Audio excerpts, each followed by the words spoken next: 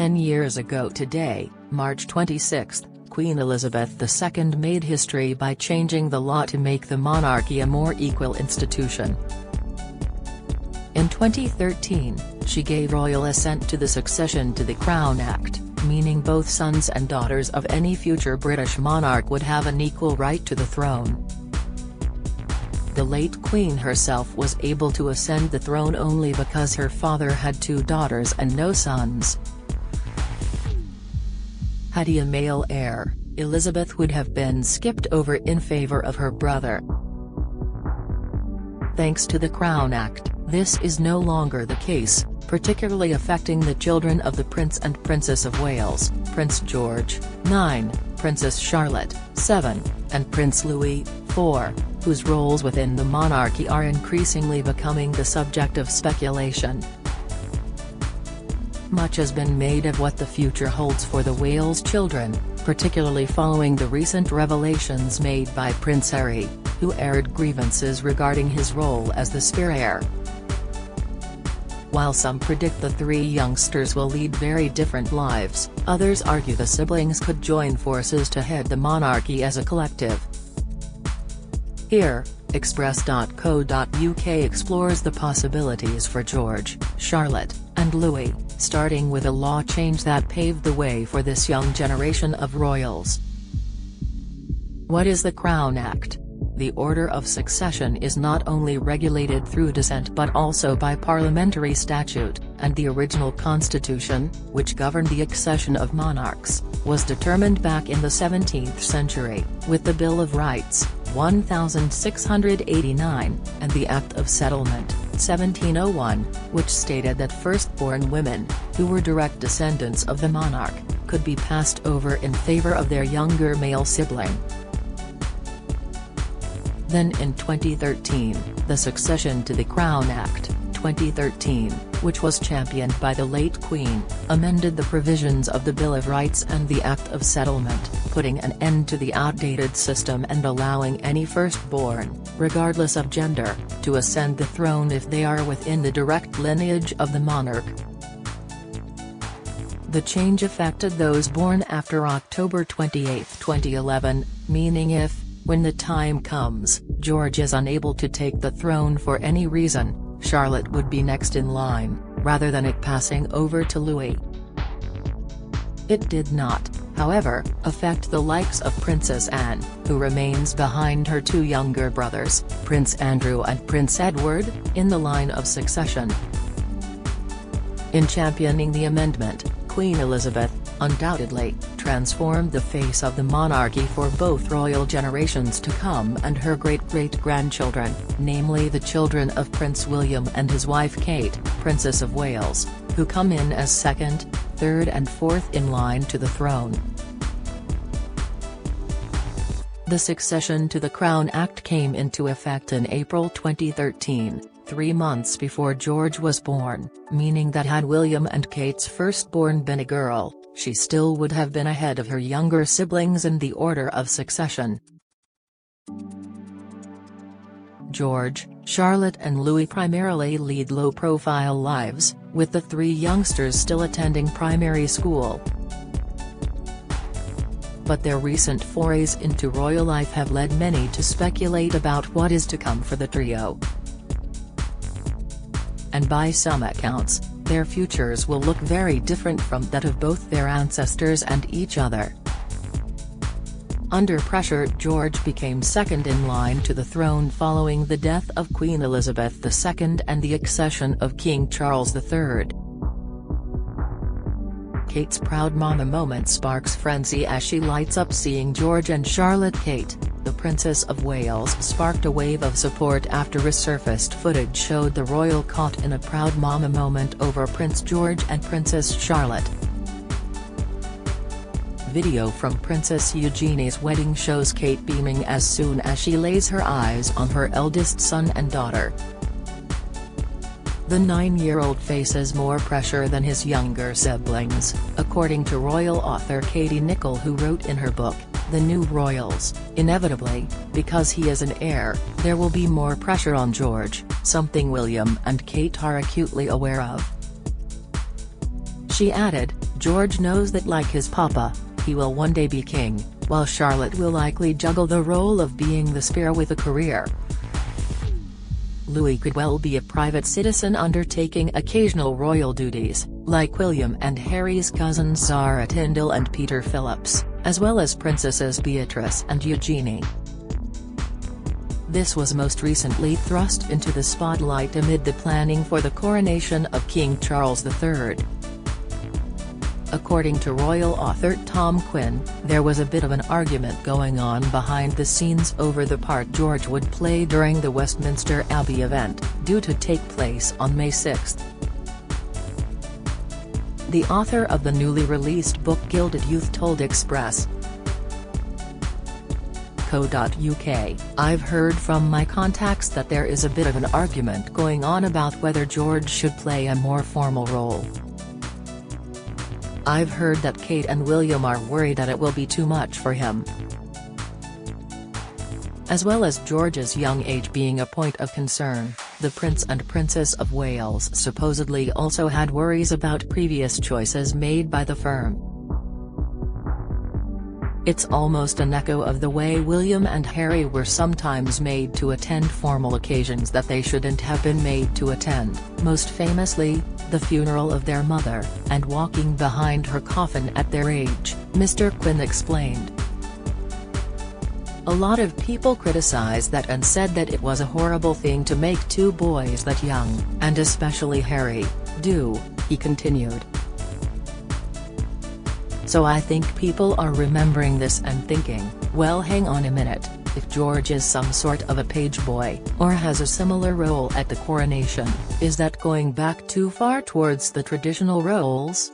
It has since been reported that George will play a role in his grandfather's coronation, with plans, seen by The Times, suggesting that the young heir will join his parents in a carriage behind the King and Queen, who will travel in the Gold State coach. Sunday Times royal editor Roya Nikha previously told True Royalty TV's The Royal Beat that the Prince and Princess of Wales wanted their son's role to be quite low-key, as the pair are very conscious that he will return to school on the Tuesday, after the coronation, and they do not want him to be overwhelmed by the attention. But he may play a smaller official role. And according to the plans, George will not be the only youngster to play a part in the procession. Along with their older brother, Charlotte and Louis, are expected in the carriage. They will join the royals as they leave Westminster Abbey and head back to Buckingham Palace. However, while their reported roles in the coronation are the same, their future duties will be very different. Doomed spare following Prince Harry's exit from the royal family, and his subsequent revelations about his previous life, there has been widespread discussion about the role of the spare heir. For decades, the royal spare has been associated with struggle and strife. A rebellious sister, a disgraced duke and now an estranged son lead the rhetoric surrounding the arguably harsh label. And now, the title falls upon the shoulders of Princess Charlotte, who is third in line to the throne behind her father and older brother. While George's royal destiny is set in stone, Charlotte's is more flexible, furthered by the problems previous spares have suffered. Some commentators have suggested that the Wales's daughter will carve out her own path, possibly outside of the royal family, but others have claimed she will follow in the footsteps of a particularly successful working royal. The Daily Mail's diary editor Richard Eden explained, "From what I hear, the Prince and Princess of Wales want Charlotte, aged 7, to grow up with the expectation that she will get a job and not be a full-time royal. This path for the young princess would be in keeping with her grandfather, King Charles Ives' vision for a slimmed-down monarchy." He added, "Personally, I would prefer to see a larger royal family, carrying out more official engagements and meeting more members of the public. If Charlotte is to get a job and not be an active member of the firm, she needs to be ready to step into the breach, if needed." In contrast, Mr. Quinn likened Charlotte's seemingly grounded and self-assured personality to that of her great-aunt Princess Anne, saying the 7-year-old may play a role similar to the one Anne is playing for the Crown and the King, as well as possibly assuming her Princess Royal title. He told Express.co.uk, "Princess Anne has never really struggled, she's famously quite supportive of Charles. And she is kind of a tougher character than Charles, because I think she has always known she wouldn't become the monarch, whereas Charles, growing up, was under that pressure. And I think something similar will happen in the younger generation too." Don't miss: should Harry be banned from wearing ceremonial robes at coronation?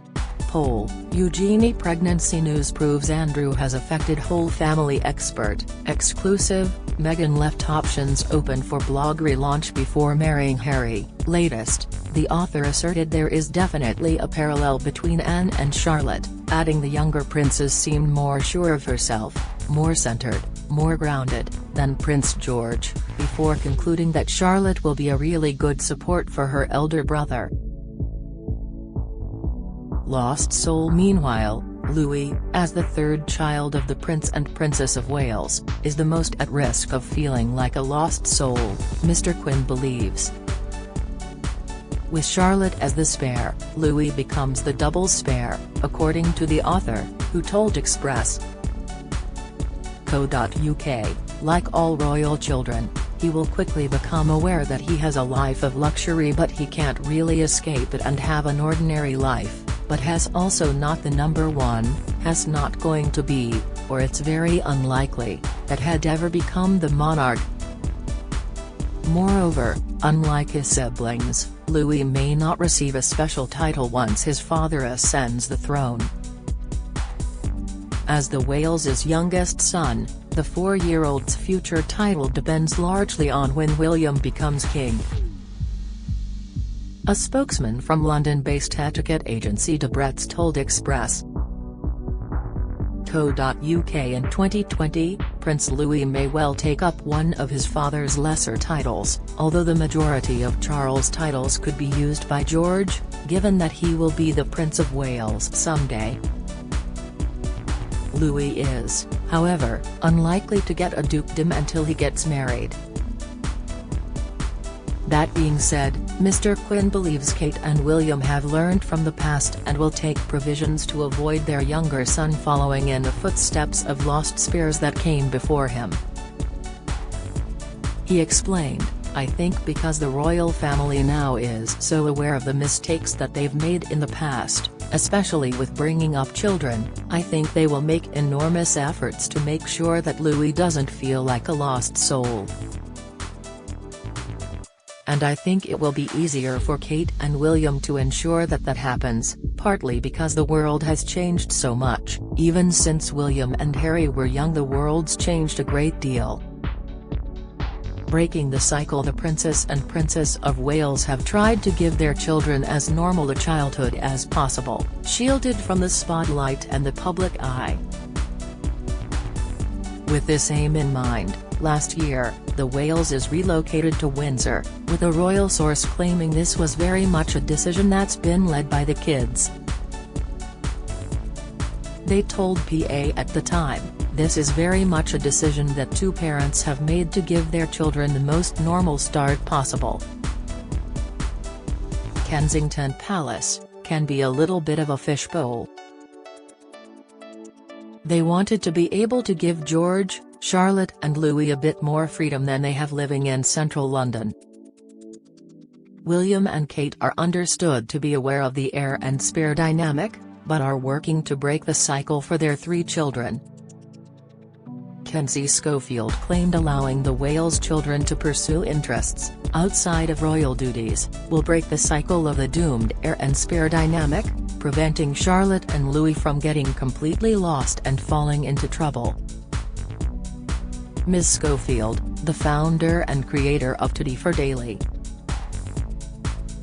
Com told Express.co.uk, "There's this heir and spare dynamic that we have been talking about for the last few years, in which the spare typically is so completely lost and they fall into trouble. We look at Princess Margaret, Prince Andrew and now Prince Harry. I don't think that it's going to happen to Prince William's children," she continued. "I believe this is where they're going to break the cycle. I think they're going to stop with the spare talk and I think the necessity for a spare ends now. I think we'll see his children go off to school, find careers that they're sincerely passionate about and be an adult in a way that we never got to see Margaret or Andrew do. They were just content with living off the purse, waving at strangers. I think that William's children will be encouraged to find their purpose and pursue those things, and it not really being about waiting to see if something happens to the heir." The commentator concluded, "William, Kate and the children are so important now and will become more important under Charles. They are the future of the monarchy and we will continue to see them more and more." In recent months, the children have taken part in increasingly more public events, namely in marking the late Queen's Platinum Jubilee, which celebrated her 70th year on the throne, as well as mourning her death on September 8, which triggered the accession of King Charles. And, as mentioned earlier, the three children will be back in the spotlight in May, when their grandfather is crowned at Westminster Abbey. Pauline McLaren, co-author of Royal Fever, The British Monarchy and Consumer Culture, pointed out that William and Kate had seemingly waited for their two eldest children to enter royal life together. Referring back to their public outings last year, she told Express.co.uk, "It very much feels like this year that they've, Kate and William, taken the step up and it almost feels as if they've waited for George and Charlotte to do it together, rather than just George doing it straight away. They've almost waited until there is a team of them, so they can talk about it I guess, which is nice." Professor McLaren went on to suggest the idea of a more collective approach to the monarchy, noting King Charles's desire to put the Waleses at the forefront of royal duty and put forward a united front. She said, "A more collective approach could be quite popular. Why just have one figurehead? Maybe the emphasis will move more towards the family side. Particularly with the three Wales children, the emphasis could be less on the individual and more on the three of them. Of course, constitutionally they cannot all be kings and queens, but I can see clearer roles for the three Wales children being thought out."